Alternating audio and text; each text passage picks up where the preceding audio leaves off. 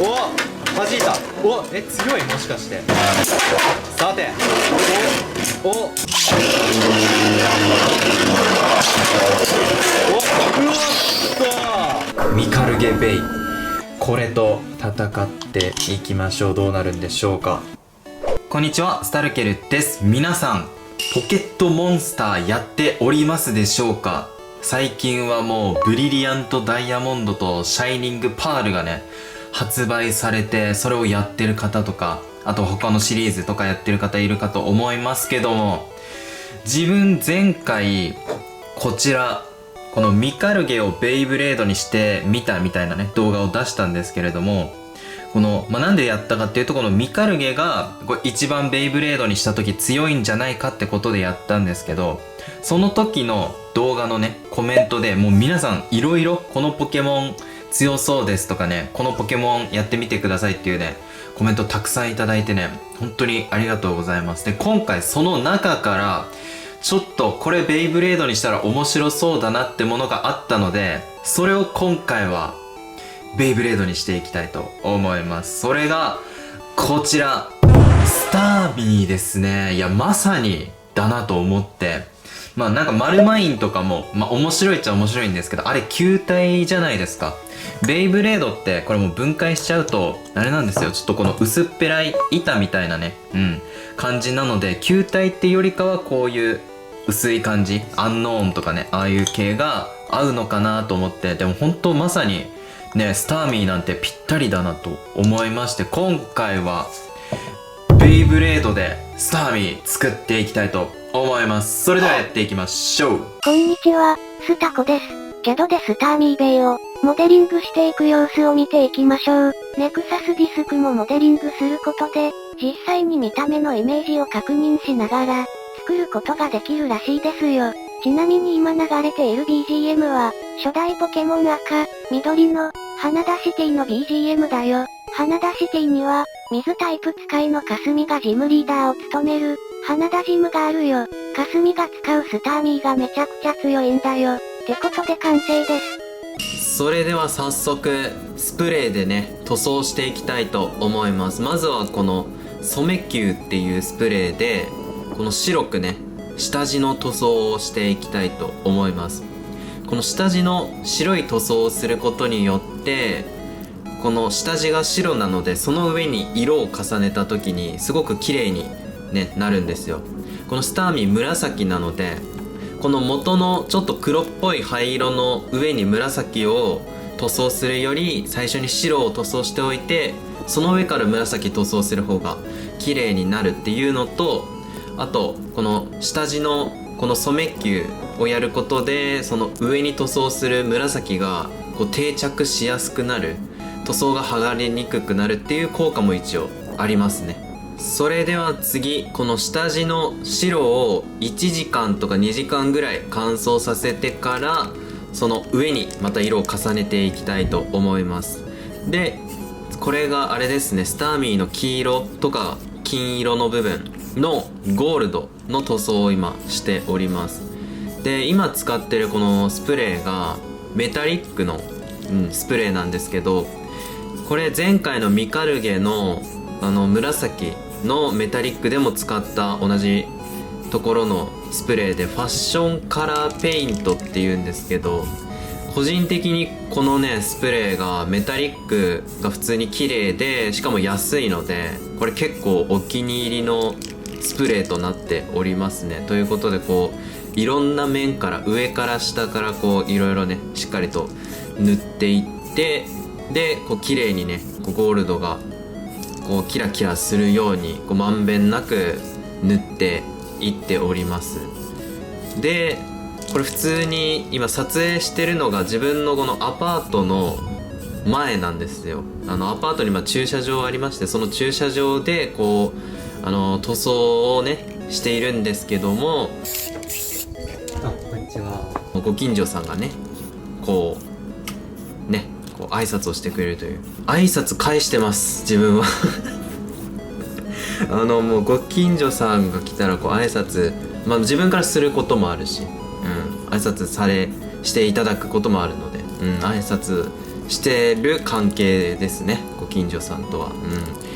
やっぱり挨拶大事ですからね。皆さんもね挨拶するようにした方が、ね、いいと思います。してると思いますけども。そして最後、このクリエイティブカラースプレー、アサヒペンのクリエイティブカラースプレーっていうね、このツヤありのこの紫、これはこのなんでこのスプレーなのかっていうと、このスターミーの紫に合うスプレーがもうこれだったからですね。結構やっぱりこのスプレー選ぶときに、そのスプレーって調色、こう色を混ぜたりとかって基本できないので、なのでそのスプレー単体でその塗るその色のイメージと合ってるかどうかっていうのを探すっていうのがめちゃくちゃ大事になってくるのかなと思いますね。でこの紫のスプレーはすごいスターミーの色に合ってたので、これを買ったっていう感じになっておりますね。でこういろんな面をね、また表も塗って裏も塗ってっていう風にこうスプレーでねやっていきますと。でね、自分段ボールやってますけど、この段ボール見ると分かると思うんですけど、結構地面にもこのスプレー届くので、これ普通に地面の上でやっちゃうと地面紫に塗られることになっちゃうので、それだとちょっと後で掃除するのとかも大変だし、あと迷惑もかかると思うので、基本ちゃんと段ボールでこうねやってあげると、地面にもつかないし、あと風吹いてる時とかは結構それでガードしてくれたりとか、してくれるので、結構段ボール必須なのかなと思いますね。で、あとこのスプレー使う時はマスクしたりとか、マスクしてこう直接吸い込まないようにしてあげるといいと思いますね。結構有害なのでスプレーって、なので吸い込まないようにした方がいいと思います。あと塗った後すぐ触らないとかね、ベタベタしてるのでそれ手についちゃうのでねっていうくらいですかね。あと顔に向けてスプレー吹かないとかね感じかな。あと塗りすぎるとこうね綺麗にならないので、こうねシュッシュッシュッシュッっていう感じでちょっとねこう小刻みにスプレーしていくとうまくいくんじゃないかなと思います。そしてこれは 3D プリンターの映像ですね。でこれ光造形の 3D プリンターになってますので、まずカバーを外して、でこの造形物を見ていきましょう。スターミーの真ん中の赤い部分、宝石みたいなあれをクリアレジン、赤いクリアレジンで造形しております。でちょっと真ん中のやつ穴開いてるんですけど、これ自分の 3D プリンターの液晶の部分にちょっと不備がありまして、そろそろ交換しなきゃないんですけど、っていう感じになっております。一応こう予備として3つね造形しております。でこれをスクレーパーでガチャッとこう外していくという作業になっております。で今手袋してるんですけど、このレジンってあんまりアレルギー反応とかも出るので、こう手で触らない方がいいので手袋しておりますということで、こう勢いよく外れましたけども、このクリアなのでほらめちゃくちゃ綺麗に、なってますよね。やっぱりこの光造形のいいところはこのクリアが使えるっていうところと、あとすごく綺麗にね造形できるっていうところだと思いますね。でこれを最後はめて、真ん中にはめてスターミーの完成になります。ということで完成したパーツがこちらとなっております。まずね一つずつね見ていきましょう。まずはこちら、これが普通のベイブレードのこの一番上の部分ですね。ランチャーの爪を引っ掛けるこの穴が開いている部分になります。レイヤーですね。でこれがこの5つの星、このね感じになってますと。そして次こちら、これがこのじゃんディスク、真ん中にディスクっていうものがあるんですけど、そのディスクにはめるパーツですね。こんな感じでカチャッとはめて、でこうねロックしてあげるという感じでこう取れなくなるみたいなね。本当はフリー回転する予定で作ったんですけどちょっとね硬すぎてちょっとフリー回転しないので、もうこれはもう固定するパーツとして使っていこうかなと思います。っていうね、このまず2つでもうスターミーじゃないですか。こんな感じでもうねスターミーなんですけど、やっぱりこのコアもしっかり作りましたと。でコアのこだわったポイント、ここのスターミーのコアの真ん中って宝石みたいなのがついてるんですけど、それをこのクリアパーツ、クリアレジンですねで作ったので、こう光り輝いているとめちゃくちゃ綺麗ですね。でこっちのこれがドライバーになってまして、ちょっと裏までね塗装できてないんですけど、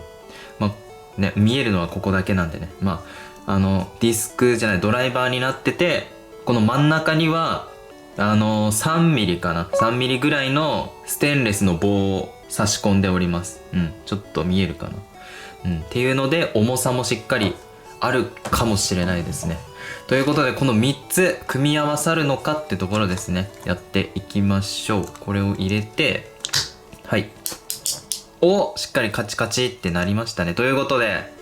これでスターミーベイブレード完成になります。どうですか？もうスターミーじゃないですか。これ完璧ね、完璧スターミーですよね。でこれ理論上ね、しっかりとレイヤー、ディスク、ドライバーの3つのパーツで構成されてるので、バーストもできるのかと。ちょっとやってみますか。はい、ちゃんとバラバラになりますね。カチカチカチと。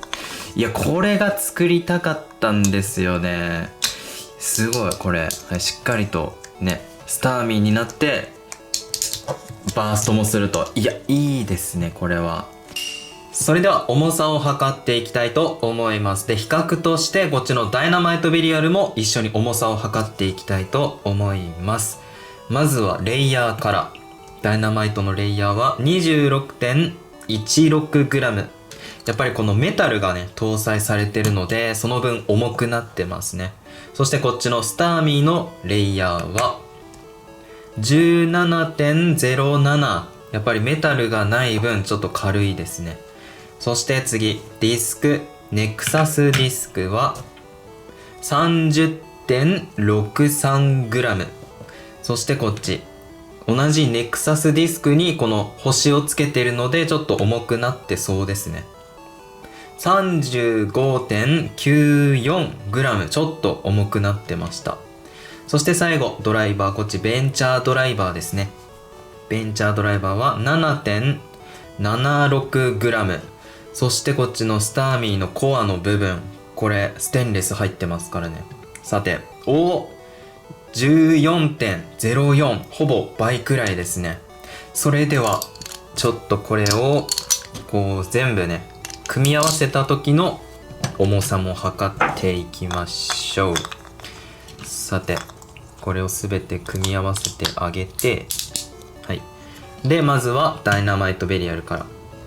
64.5556g ですね。そしてこっちのスターミーは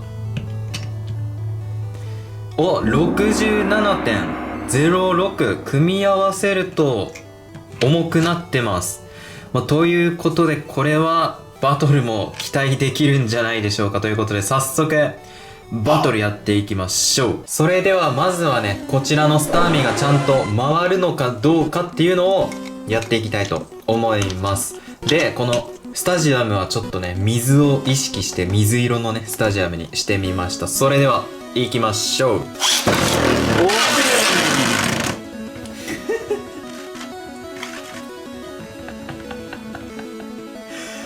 回りますね。これはいけますわ。それではこのスターミーベイで実際にバトルやっていきたいと思います。で今回戦う相手はアニメポケモンの霞の手持ちポケモンのイメージでカスタムしたベイと戦っていきたいと思います。ではまず1匹目、こちら霞のコダックをイメージしたベイになっております。霞のコダックは頭痛持ちでちょっと小柄なんですよね。っていうのを意識しております。ということで早速戦っていきましょう。さてどうなる。お弾いた。お強い。もしかして強い。お弾いてる。すげえ。コダックの念力決まったね。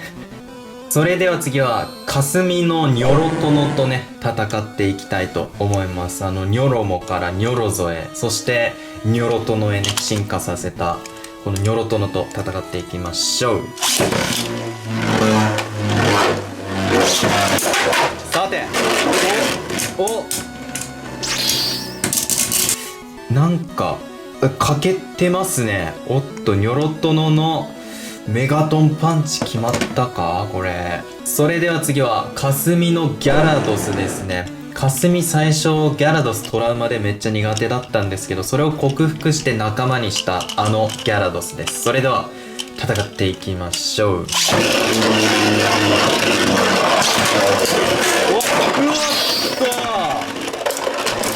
スターミー瀕死ですね。うわすごい、ちゃんとバーストしたのめっちゃ嬉しいですね。これはギャラドスの雨乞いからの暴風決まったかな。もしかしたらこのディスクについてるこのパーツがめっちゃスタジアムにもうこすっちゃってで弱いっていう可能性あるので、ちょっと外してねやってみようかなと。これで強くなるのかっていうところですね。はい、それでは次霞の土佐キントと戦っていきたいと思います。アニメ第2話から登場してる霞の最初からの手持ちですね。ということで、アニメだとすごい特徴的なね鳴き声してましたけど、戦っていきましょう。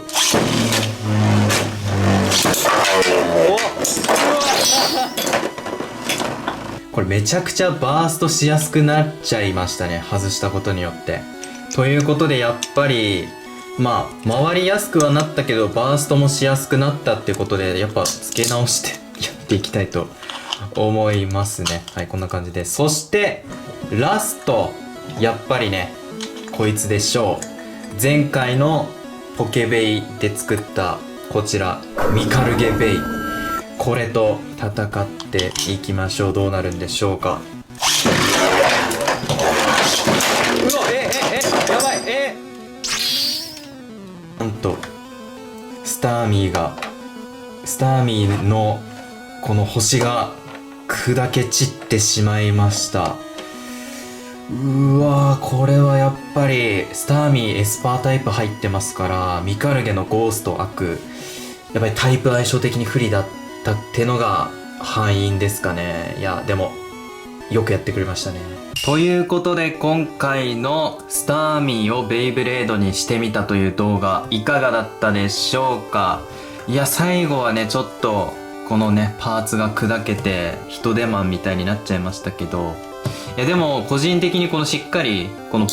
ベイブレードの醍醐味であるこのバーストという機能を残しながらしっかりスターミーの見た目もねしっかりと再現できたのが個人的にはもう満足ですね。ということで他にもなんかこれをベイブレードにしてくださいみたいなポケモンがいましたらぜひこのコメント欄で皆さん言ってください。今回みたいにまたねこうスターミーみたいにこう自分がなんか面白いなと思ったやつをベイブレードにするかもしれないのでぜひコメントお願いします。ということで今回の動画いいなと思った方はぜひチャンネル登録や高評価、Twitter のフォローやサブチャンネルの登録などよろしくお願いします。最後までご視聴ありがとうございました。スタルケルでした。